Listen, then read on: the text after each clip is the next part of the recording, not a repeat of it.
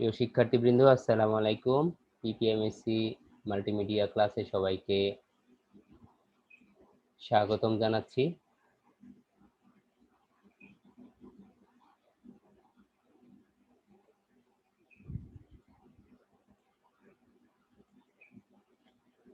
আমি মোহাম্মদ খালেদ হাসান, সহকারী শিক্ষক, অত্র প্রতিষ্ঠান।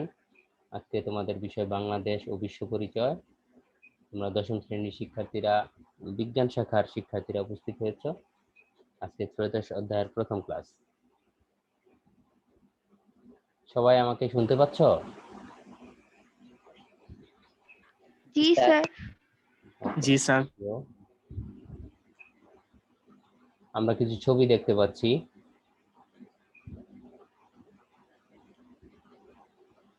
তোমরা দেখতে পাচ্ছ একটি অট্টালিকা, সামনে একটি শাপলা ফুলের স্থাপত্য, শাপলা ফুলের ভাস্কর্য, এবং দেখতে পাচ্ছ একটি অফিসের চিত্র, ব্যাংকের একটি চিত্র, লেনদেন হচ্ছে। তোমরা কি বুঝতে পারছো আজকে কোন টপিকস নিয়ে আমাদের আলোচনা হবে?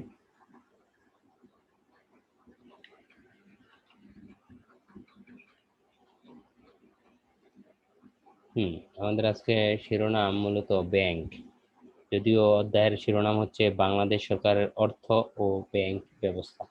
আমরা মূলত আজকে ব্যাংক নিয়ে আলোচনা করব। খুবই গুরুত্বপূর্ণ একটি অধ্যায় এবং খুব বেশি বড় না, অধ্যায়টা ছোট, 4 পৃষ্ঠা, 4 পাতায়।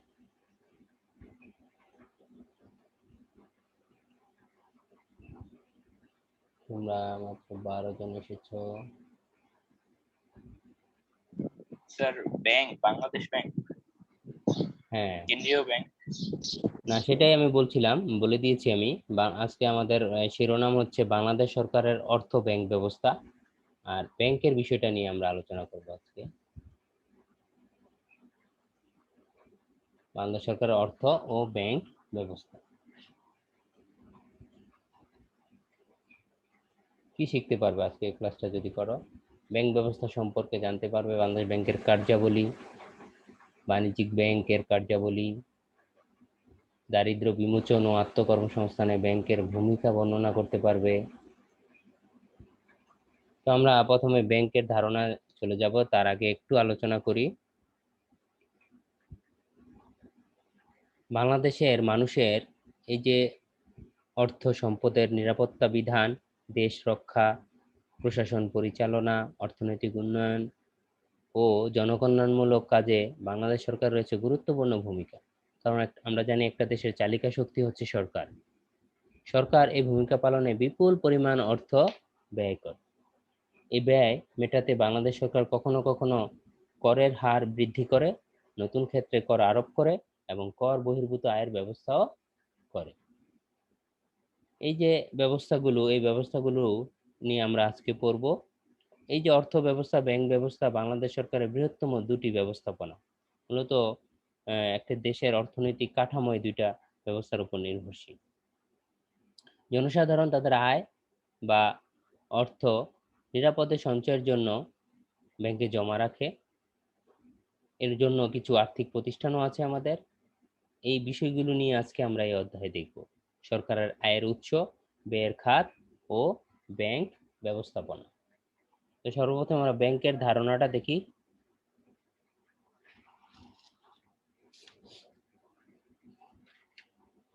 আমরা সরকারি অর্থ ব্যবস্থার আয় ব্যয় এগুলো পরের ইয়াতে দেখব, পরের ক্লাসে। আজকে আমরা ব্যাংক নিয়ে আলোচনা করব।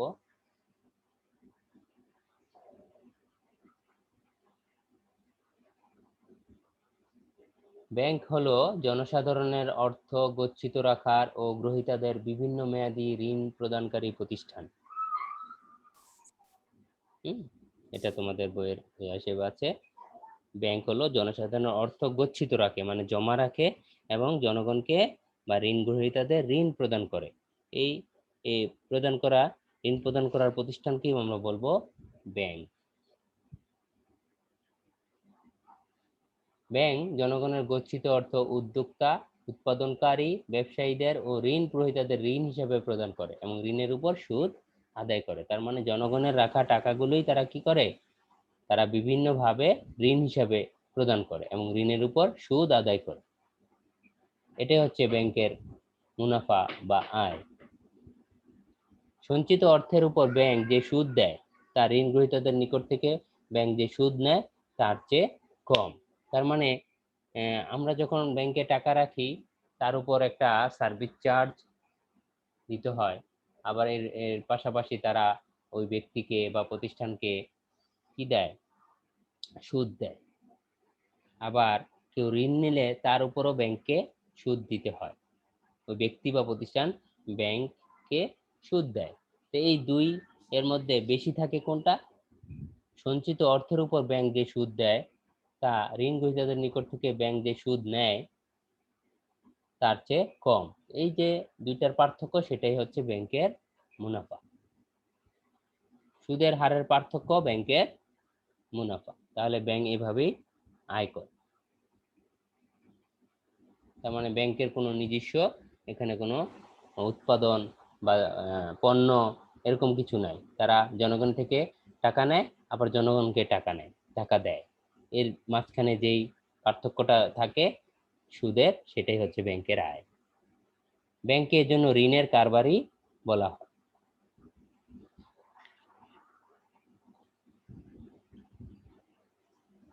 ব্যাংকের প্রকারভেদ আমরা দেখব এখন। তাহলে ব্যাংকের ধারণাটা আমরা দেখলাম, ব্যাংকে কেন ঋণের কারবারই বলা হয়। ব্যাংকের শ্রেণী বিভাগ আমরা দেখি উদ্দেশ্য কার্যাবলীর ভিত্তিতে। ব্যাংকে তিন শ্রেণীতে ভাগ করা হয়েছে। একটি হচ্ছে কেন্দ্রীয় ব্যাংক। কেন্দ্রীয় ব্যাংক একটি দেশের সর্বোচ্চ আর্থিক প্রতিষ্ঠান, তোমরা জানো। তারপর আছে বাণিজ্যিক ব্যাংক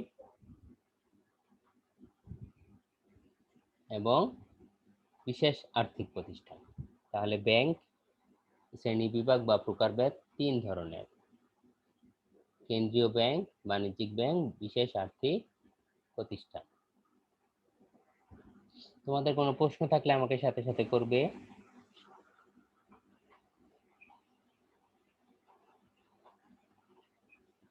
কেন্দ্রীয় ব্যাংক সম্পর্কে আমরা এখন দেখব।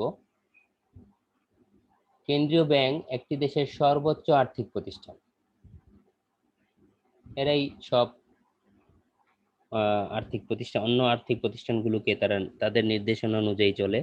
যেমন বর্তমানে লকডাউনের মধ্যে কয়টা থেকে কয়টা ব্যাংক খোলা থাকবে, তারপরে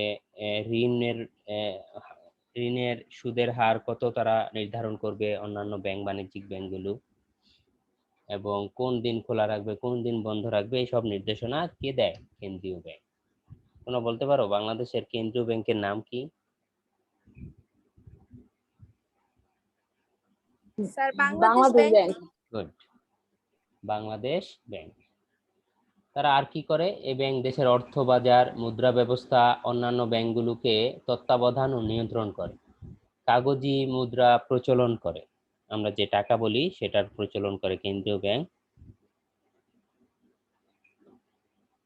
বাংলাদেশের কেন্দ্রীয় ব্যাংকের নাম বাংলাদেশ ব্যাংক। এই ব্যাংক সরকারের প্রতিনিধি ও আর্থিক পরামর্শদাতা হিসেবেও কাজ করে। বাংলাদেশ ব্যাংকের লোগোটা তোমরা দেখতে পাচ্ছ।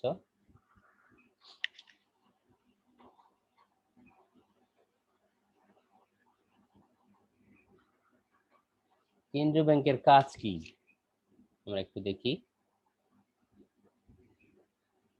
কাগজি মুদ্রা প্রচলন, মুদ্রা ব্যবস্থা স্থিতিশীল রাখা, বিভিন্ন উৎস থেকে সরকারের পাওনা আদায় ও দেনা পরিশোধ করা।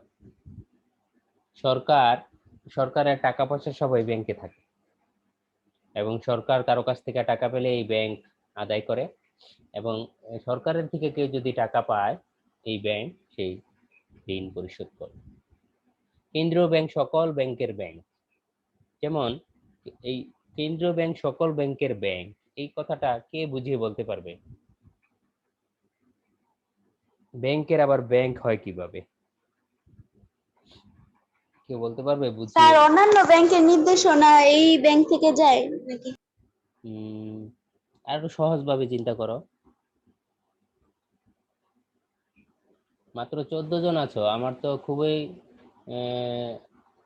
আশ্চর্য লাগছে যে আমার ক্লাসে আছে 36 জন, বি সেকশন আছে আরো বেশি। স্যার স্যার আমি বলি, হ্যাঁ বলো হাসনা, স্যার বলো। অন্যান্য ব্যাংক তাদের মূলধনের নির্দিষ্ট অংশ কেন্দ্রীয় ব্যাংকে জমা রাখে, হ্যাঁ রাখতে আর পারে। কেন্দ্রীয় ব্যাংক এজন্য এটা তো এটা ব্যাংক নিয়ন্ত্রণ বলা করে, হয়। এই জন্য কেন্দ্রীয় ব্যাংক সব ব্যাংকের ব্যাংক।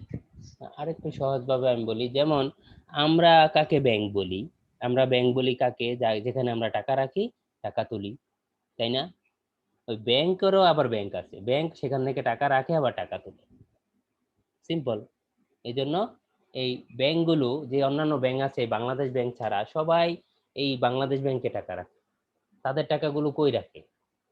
যেমন মনে করো জনতা ব্যাংক, সোনালী ব্যাংক বা ডাচ বাংলা ব্যাংক, তারা কি করে? এই বাংলাদেশ ব্যাংকে গিয়ে টাকা রাখে।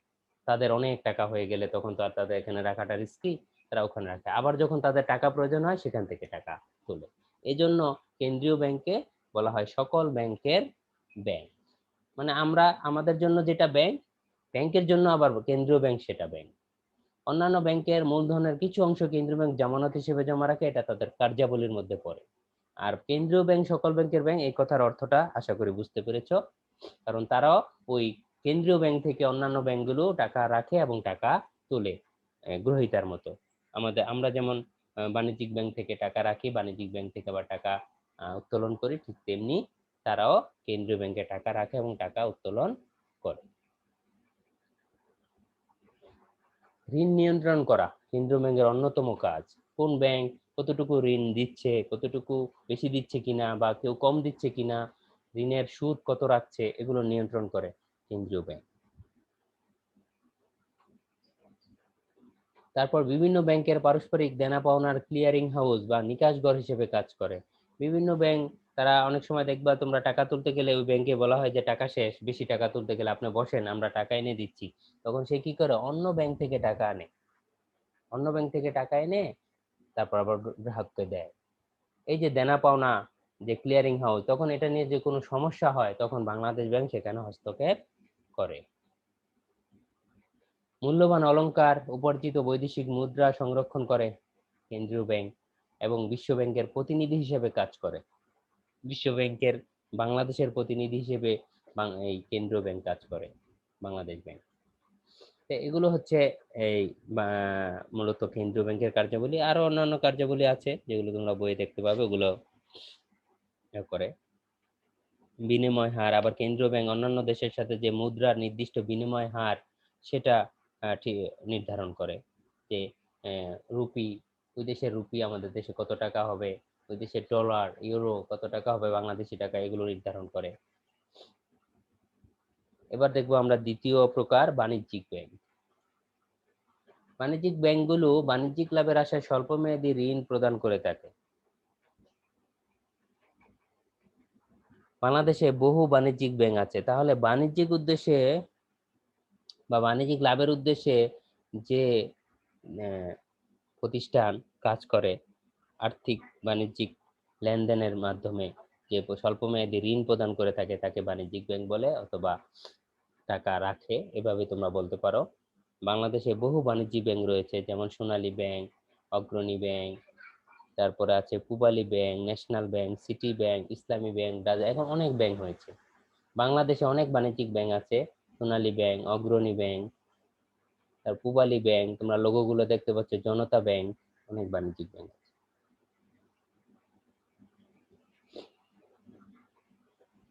আমাদের টাকা, আমাদের বেতন, তোমরা যে বেতন দাও, এটা কিন্তু একটা বাণিজ্যিক ব্যাংকে রাখো।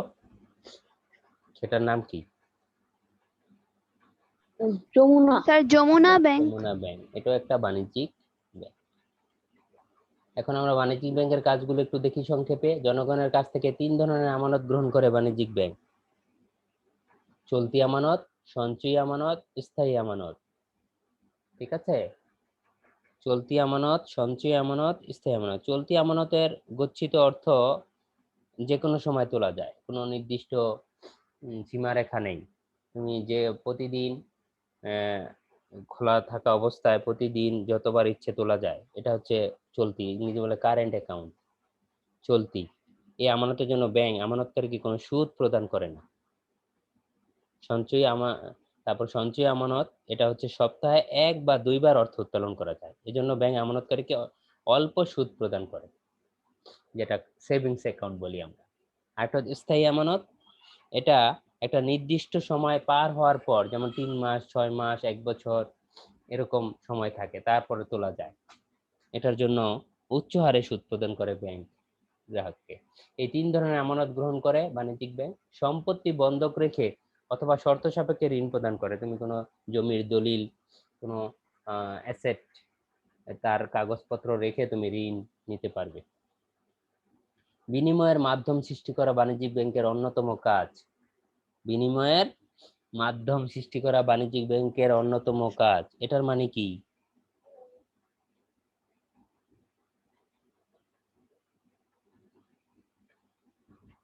তোমরা বিনিময়ের মাধ্যম বলতে কি বোঝো একটু বলো তো আমাকে। বিনিময়ের মাধ্যম কোনটা? বিনিময়ের মাধ্যম আমরা কিসের মাধ্যমে বিনিময় করি?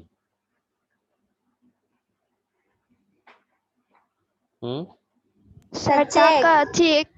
টাকা, চেক, গুড। কিন্তু একটা বাণিজ্যিক ব্যাংক কিন্তু টাকা সৃষ্টি করতে পারে না, পারে? এটা একমাত্র কেন্দ্রীয় ব্যাংকের তাহলে তারা কি সৃষ্টি করে? ওই যে বললা চেক, এটা কিন্তু একটা বিনিময়। তুমি কাউকে চেক দিলে সেটাকেই মানুষ টাকা মনে করছে। তার মানে বিনিময়ের মাধ্যমও বাণিজ্যিক ব্যাংক সৃষ্টি করতে পারে। চেকের বাইরে আরো কিছু আছে, যেমন ব্যাংক ড্রাফট, হ্যাঁ, হুন্ডি, ভ্রমণকারীর এলসি মানে ঋণপত্র, এগুলো কিন্তু বিনিময়ের মাধ্যম। এগুলোর মাধ্যমে আমরা টাকা ট্রান্সফার করতে পারি, লেনদেন করতে পারি। তাহলে বাণিজ্যিক ব্যাংক এগুলো ইস্যু করতে পারে, সৃষ্টি করতে পারে। ওকে, এটা একটা অন্যতম কাজ, গুরুত্বপূর্ণ, এবং এটা একটা তাদের বিনিময়ের মাধ্যম। বাট্টা ধার্য করে বিনিময়ে বিল ভাঙিয়ে দেওয়া। বাট্টা মানে ওই কমিশন। ওই বিনিময় মিলের বিরুদ্ধে এই যে বিনিময়ের মাধ্যম সৃষ্টি করে সেটার কমিশন কত হবে সে বাট্টা ধার্য করে বাণিজ্যিক ব্যাংকে। এক এক ব্যাংকে এক এক রকম। তুমি দেখবা যে তোমরা এখন না, যখন তোমরা চাকরির আবেদন করবে তখন ব্যাংক ড্রাফট করতে হয়, হ্যাঁ, ব্যাংক ড্রাফট এগুলো লাগে। ব্যাংক ড্রাফট করলে তখন এটার বিনিময় এক এক ব্যাংকে এক এক রকম। যে কোনো ব্যাংকে 20 টাকা, কোনো ব্যাংকে 30 টাকা, কোনো ব্যাংকে 50 টাকা, 100 টাকা এরকম ধার্য করে। এই বাট্টা ধার্য করে বাণিজ্যিক ব্যাংক, এটা অন্যতম কাজ। এই বাট্টা ধার্য করে তারা ওই বিনিময় মিল ভাঙিয়ে দেয়। এটা অন্যতম একটি বাণিজ্যিক ব্যাংকের কাজ। নিরাপদে দ্রুত টাকা হস্তান্তর করে। বাড়ি ভাড়া, আয়কর, বিমার প্রিমিয়াম, গ্যাস, বিদ্যুৎ বিল জমার কাজ করে। মূল্যবান অলংকার, দলিলপত্র নিরাপদে গচ্ছিত রাখে। তুমি তোমার অলংকার, দলিলপত্র সেখানে নির্দিষ্ট সার্ভিস চার্জের বিনিময়ে রাখতে পারবে। তুমি যদি মনে করো যে বাড়িতে রাখা নিরাপদ না, তখন ব্যাংকে রাখে অনেকে। বাণিজ্যিক ব্যাংকের কাজ এগুলো। এখন আমরা দেখব বিশেষ আর্থিক প্রতিষ্ঠান। যেমন আমরা কিছু লোগো দেখছি, বাংলাদেশ কৃষি ব্যাংক, বাংলাদেশ শিল্প ব্যাংক, গ্রামীণ ব্যাংক, এগুলো কিন্তু বিশেষ আর্থিক প্রতিষ্ঠান। বিশেষ আর্থিক প্রতিষ্ঠান, বিশেষ লক্ষ্য অর্জনে আমাদের দেশে কিছু ব্যাংক প্রতিষ্ঠিত হয়েছে। এই ব্যাংক সমূহকে বলা হয় বিশেষ আর্থিক প্রতিষ্ঠান। যেমন শিল্প ব্যাংক, শিল্প উন্নয়নের জন্য, শিল্প উদ্যোক্তাদের জন্য তারা শুধু ঋণ দেয়। কৃষি উন্নয়নের জন্য কৃষি ব্যাংক। তারপর গৃহ নির্মাণের জন্য গৃহ নির্মাণ ঋণদান সংস্থা, হ্যাঁ। তারপর আছে সমবায় ব্যাংক। তারপর আছে গ্রামীণ ব্যাংক, দরিদ্র জনসাধারণের জন্য ক্ষুদ্র ঋণ প্রদান করে গ্রামীণ ব্যাংক। এরা হচ্ছে বিশেষ আর্থিক প্রতিষ্ঠান। এরা শুধু ওই নির্দিষ্ট একটা বিষয় নিয়েই সৃষ্টি হয়। বাংলাদেশ ব্যাংক, রূপ ব্যাংক, গ্রামীণ ব্যাংক। এবার বোঝা গেল বিশেষ আর্থিক প্রতিষ্ঠান কাকে বলে। এটা একটা ব্যাংক, কিন্তু এরা উদ্দেশ্য থাকে একটা বিশেষ উদ্দেশ্য, হ্যাঁ। এরাও বাণিজ্যিক লেনদেন করে, টাকা রাখতে পারবে, অ্যাকাউন্ট খুলে টাকা তুলতে পারবে, কিন্তু তাদের মূল ফোকাস থাকে ওই বিশেষ কাজের প্রতি।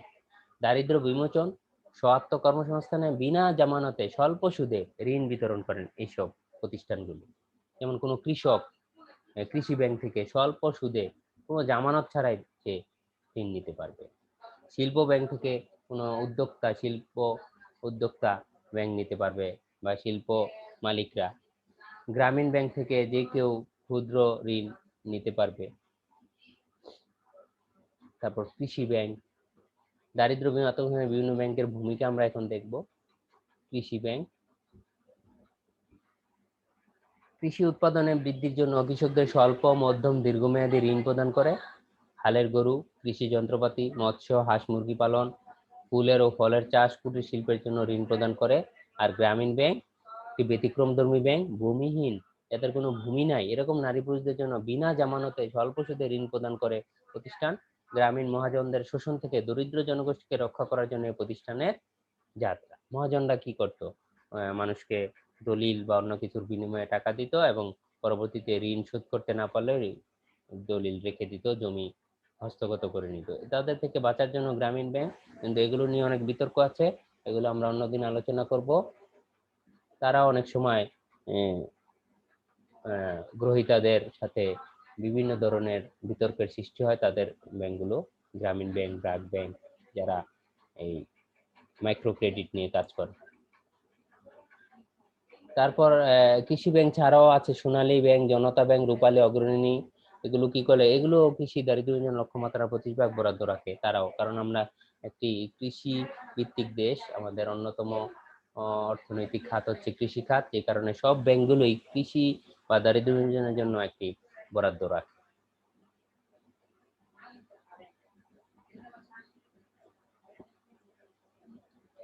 এখন আমরা ব্যাংক কত প্রকার এটা আমি জিজ্ঞাসা করব, যাকে সে বলবে। এখানে মাত্র 13 জন, খুবই দুঃখজনক। সারা, সারা আমাকে শুনতে পাচ্ছ?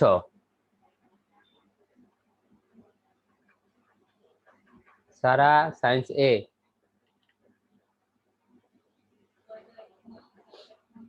অনেকে অন করে চলে যায় মনে হয়, তাদেরকে আমি প্রেজেন্ট দিব না কিন্তু।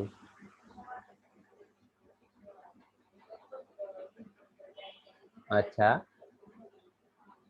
সারা শুনতে পাচ্ছে না। তাওসিফ, রোল 38। তাওসিফ আমাকে শুনতে পাচ্ছ? তাওসিফ আমাকে শুনতে পাচ্ছে না। তাহলে আমাকে কি কেউ শুনতে পাচ্ছে না? না স্যার, শোনা যায়।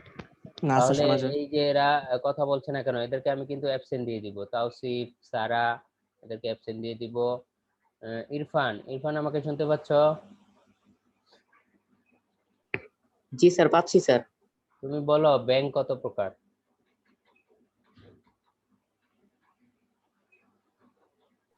স্যার ব্যাংক স্যার 3 প্রকার। কি কি? স্যার কেন্দ্রীয় ব্যাংক, বাণিজ্যিক ব্যাংক, আর আরেকটা হচ্ছে স্যার বিশেষ আর্থিক প্রতিষ্ঠান। গুড। এবার অর্চি বলো, অর্চি, বাংলাদেশের কেন্দ্রীয় ব্যাংকের নাম কি? Sir Bangladesh bank. গুড। এবার তোমাদের একটা বারে নিজেরা করবে এই কাজটা। কেন্দ্রীয় ব্যাংকে নিকাশ ঘর বলা হয় কেন? খুব ছোট, 2 এর জন্য একটা প্রশ্ন, এটা শিখে রাখবে। এটা আমাকে দেখাতে হবে না, দেখালে ভালো, না দেখালে সমস্যা নেই।